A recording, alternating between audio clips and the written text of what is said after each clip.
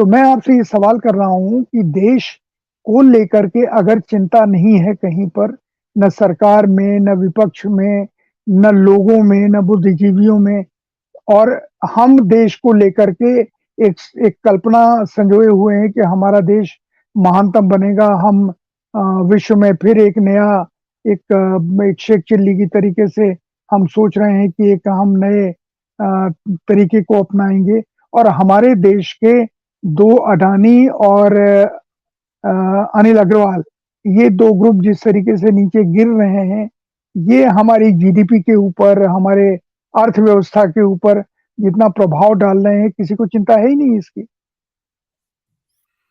अब इसमें मैं ये केवल आपकी बात के जवाब में ये कहूंगा कि विसंगतियां अपनी जगह हैं और विषमताएं अपनी जगह हैं, और हम सब लोग उनके बारे में जानते हैं। हम लोग ये भी जानते हैं कि सरकार तमाम इन बातों के बावजूद एक फील गुड नैरेटिव तैयार करती है और उसके लिए वो हर हथकंडे का सहारा लेती है। विपक्ष उस फील गुड नैरेटिव की काट कर पाने में समर्थ नहीं हुआ है, ये भी एक सच्चाई है। लेकिन हमें यह भी ध्यान रखना चाहिए कि ये परिघटना कोई बिल्कुल नई अनोखी अनूठी परिघटना नहीं है जो अभी हाल ही हाल हमारे सामने आई हो या 4-5 साल में हमारे सामने आई हो। काफी पहले, मेरे ख्याल से 25-30 साल पहले, नोम चोम्स्की ने एक किताब लिखी थी, उसका शीर्षक था मैन्युफैक्चरिंग कंसेंट,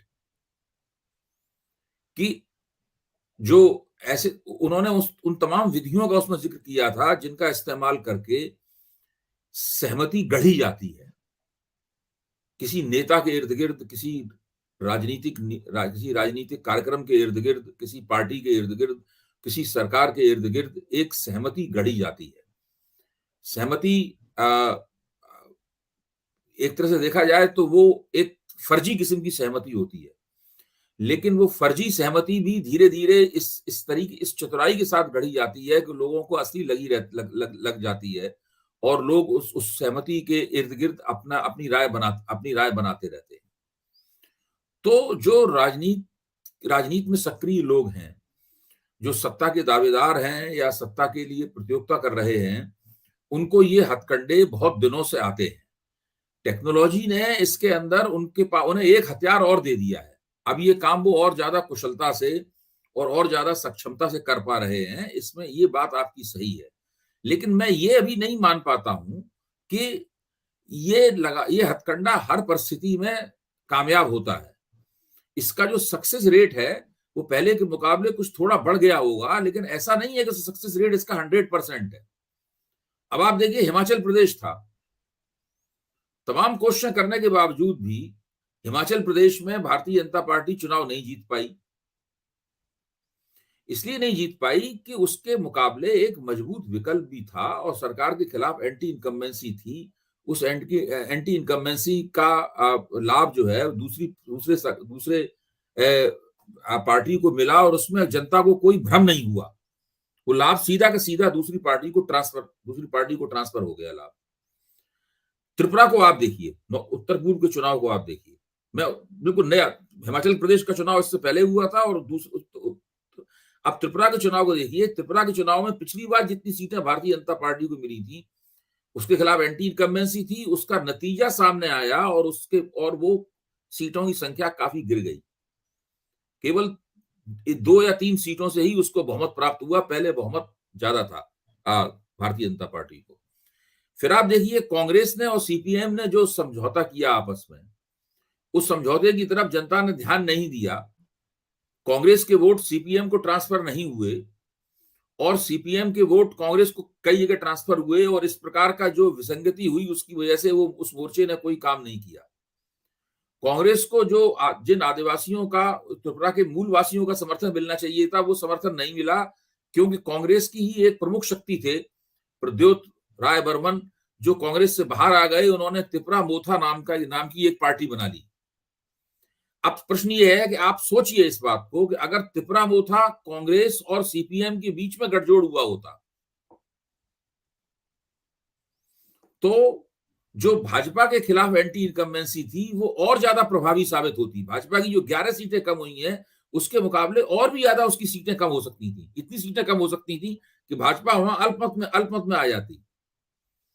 नतीजा क्या हुआ कि कांग्रेस और सीपीएम का जो गठजोड़ था वो दूसरे नंबर की पार्टी नहीं बन पाया और नई पार्टी जो मूलवासियों की पार्टी थी, तिपरामो था, वो दूसरे नंबर की पार्टी बन गई। अब यहीं पे प्रश्न ये उठता है कि वहां पर भारतीय जनता पार्टी जीती, लेकिन कैसे जीती, कितनी जीती और क्यों जीती? वो लचीलापन जो भारतीय जनता पार्टी ने अपने पार्टी बिल्डिंग में, दल निर्माण, पार्टी निर्माण के तरीकों में अपनाया है, वो क्या है? आप मेघालय में आइए। मेघालय में देखिए, भारतीय जनता पार्टी ने जो पिछले जिससे गठजोड़ था, गठजोड़ को तोड़ दिया और पूरी अकेली 60 सीटों पे लड़ी। पिछली बार भी 2 सीटें जीती थी, 2 से उसकी आगे नहीं बढ़ पाया। इस बार भी 2 सीटें ही वो जीती, और जिसको वो लगातार भ्रष्ट करार दे रही थी, पूरे चुनाव मुहिम जिसके साथ गठजोड़ तोड़ा था, उस पार्टी को कह रही थी ये बिल्कुल भ्रष्ट पार्टी है। आज भारतीय जनता पार्टी मजबूर होकर उसी भ्रष्ट पार्टी के साथ सरकार बनाने के लिए खड़ी हुई है वहां पर। तो जो चुनावी निर्णय है जनता का, उस निर्णय के अगर ऊपर गौर करें आप, तो ऐसा नहीं लगता कि जनता भ्रमित है या उसका दिमाग किसी ने पलट दिया है। आप चुनाव दर चुनाव विश्लेषण कीजिए तो आप पाएंगे कि जो चुनावी रणनीतियां हैं, चुनावी फैसला जो आया, उसका रहस्य चुनावी रणनीतियों में आपको दिखेगा। उसका रहस्य सामाजिक शक्तियों के संतुलन में आपको दिखाई पड़ेगा। ये बात सही है कि सोशल मीडिया, प्रचार, वितंडा, प्रोपेगेंडा, ये सारी चीजें लोगों के मानस को प्रभावित करती हैं। मैं इससे इनकार नहीं करता, कोई भी इससे इनकार नहीं कर सकता, लेकिन कितना प्रभावित करती हैं? और जो आइडियोलॉजिकल कोर होती है, यानी जो कट्टर विचारधारा के कट्टर समर्थक होते हैं, इन कट्टर समर्थकों की संख्या हमेशा कम होती है, चाहे वो कम्युनिस्ट पार्टियों का संदर्भ हो या भारतीय जनता पार्टी का संदर्भ हो। ये लोग हमेशा बहुत संख्या में कम होते हैं। ये लोग सबसे ज्यादा ऊंचे स्वर से बोलते हैं, सबसे ज्यादा आक्रामक होते हैं अपने लहजे में और अपने रवैये में। लेकिन अगर वोट कितने, जिस इलाके में ये लोग सक्रिय हैं, उस इलाके की अगर वोटरों से तुलना की जाए तो आप पाएंगे कि ये वो उस वोटरों की संख्या का 1 या 2% का भी निर्माण नहीं करते। इसी तरीके से एक बात चुनाव के बारे में कही जाती है कि लोग पैसा बांटकर या शराब बांटकर मतदाताओं को प्रभावित करते हैं। इसका भी अध्ययन किया गया है, और इसका अध्ययन करने पर भी नतीजा निकला है कि इससे मतदाताओं का एक हिस्सा प्रभावित तो होता है, लेकिन कुल मिलाकर चुनाव के नतीजे पर इसका कोई खास ऐसा असर नहीं पड़ता। इससे सरकार बनने या न बनने का सवाल तय होता हो। किसी खास निर्वाचन क्षेत्र में या किसी खास इलाके में इसकी वजह से चुनाव पलटा जा सकता है। अब आप दिल्ली को देखिए। मुझे याद है कि जब 2015 का चुनाव हो रहा था दिल्ली में, तो राष्ट्रीय स्वयंसेवक संघ की नुमाइंदगी करने वाले एक सज्जन मेरे बगल में टीवी स्टेशन पे बैठे हुए थे, और मतदान से एक दिन पहले मुझसे बोले, हमने की क्या स्थिति है भाई भारतीय जनता पार्टी की? तो उन्होंने कहा हम जीतेंगे। हमने किस तरह आप जीतेंगे? कि वो संघ ने रातों रात में तय कर लिया है कि रातों रात में वो चुनाव पलट देगा, और संघ के कार्यकर्ता चारों तरफ फैल गए हैं, और दिल्ली में संघ की उपस्थिति बहुत पुरानी है, हम लोग इस बात को जानते हैं। और वो डॉक्टर कृष्ण गोपाल जी आ गए हैं, वो छुट्टी पे गए हुए थे, और उन्होंने तय किया है कि वो रातों रात चुनाव पलट देंगे। लेकिन क्या हुआ? भारतीय जनता पार्टी की 2-3 दिन बाद जब ईवीएम खुली तो 3 सीटें आई भारतीय जनता पार्टी की। तो संघ भी वही चुनाव जिता पाता है जहां पर पहले से हालात अनुकूल हों। जहां हालात प्रतिकूल हों, वहां संघ के कार्यकर्ता भी चुनाव नहीं जिता पाते।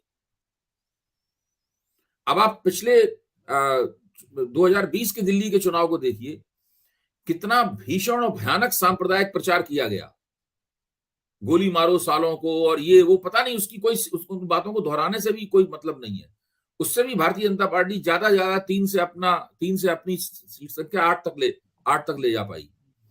बिहार में आप देखिए, जब एक मजबूत सामाजिक गठजोड़ वहां बन गया था, उस वक्त भारतीय जनता पार्टी ने तमाम कोशिशें कर ली, उसके बावजूद वो उनको परास्त नहीं कर पाए। एक ही बार भारतीय जनता पार्टी ने उस सामाजिक गठजोड़ का मुकाबला किया है, उसमें वो हार गई थी। अब दोबारा फिर उसका सामाजिक गठजोड़ का लोकसभा चुनाव में मुकाबला होगा। तो मैं कह रहा हूं कि इस जो बातें कही जा रही हैं, इस बात को खारिज करने वाले भी बहुत सारे तथ्य मौजूद हैं। उनके ऊपर हम लोगों को गौर करना चाहिए, फिर देखना चाहिए बातें की जा रही है वो गलत नहीं है, उनके पीछे की मंशा गलत नहीं है, ना कोई झूठ बोला जा रहा है। ये अंदेशे जो हैं वो बहुत विकट हैं और वो परेशान करने वाले अंदेशे हैं कि एक ना एक दिन जो टेक्नोलॉजी होगी, कृत्रिम इंटेलिजेंस, कृत्रिम बुद्धि होगी, एल्गोरिथम होगी, ये सब एक ना एक दिन मानवीय मस्तिष्क को प्रतिस्थापित कर देंगे और इंसान के दिमाग की जगह ले लेंगे। ये केवल चुनाव के मामले में ही नहीं है, मतलब जो है जीवन के अन्य क्षेत्रों में भी। अभी एक मित्र ने कहा कि उनके बेटे ने बताया है कि आर्टिफिशियल इंटेलिजेंस से वो 2000 शब्दों का अच्छा एकेडमिक आर्टिकल, किसी भी सब्जेक्ट पर 2000 शब्दों का अच्छा एकेडमिक आर्टिकल तैयार हो जाएगा, उसमें फुटनोट वगैरह भी होंगे और आप पढ़ के पता नहीं लगा पाएंगे कि इंसान द्वारा लिखा गया है या आर्टिफिशियल इंटेलिजेंस द्वारा लिखा गया है। तो ये सब चीजें चल रही हैं, ये सारे के सारे प्रयोग हो रहे हैं। लेकिन हमें यह भी ध्यान रखना चाहिए कि जब एक कंप्यूटर के सामने एक विश्व शतरंज के चैंपियनशिप को बैठाया गया तो शतरंज के चैंपियनशिप ने उस कंप्यूटर को हरा दिया। तो मैं बहुत सी बातें मैं इसी बात के मुकाबले एक दूसरी बात आपके सामने रख रहा हूं।